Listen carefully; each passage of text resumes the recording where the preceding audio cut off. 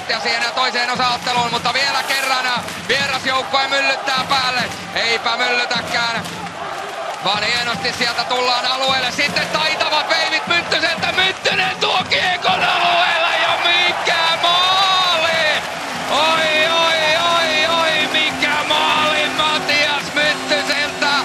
Ja nyt on kyllä semmoista taidetta, että minä taidan ottaa täältä suoran lennon Kuopioon ja ostaa Matias Myttyselle jonkun vaikka drinkin, nimittäin nyt on niin äikäisevä osuma, että täällä meinaa kaveri pudota tuoliltaan, ääni meinaa loppua ja kuva meinaa katketa.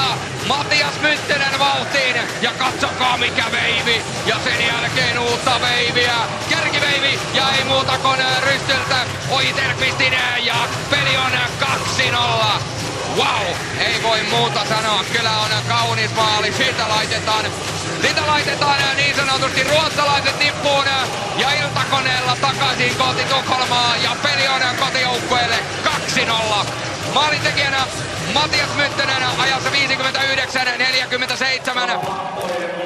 Ja näin tämä peli, se saa loistavan lopun kotijoukkueen kannalta.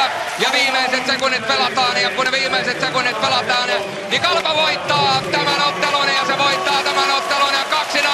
Eero Kilpeläinen, ehdoton sankari, 31 torjuntaa tänään, ja 0 peli. Ja Matias Myttynen veivaa vielä niin loistokkaan ja taidokkaan 2-0 maalin, että sitä kelpaa nauttia niin kuin Pekka Virtasella nauttii.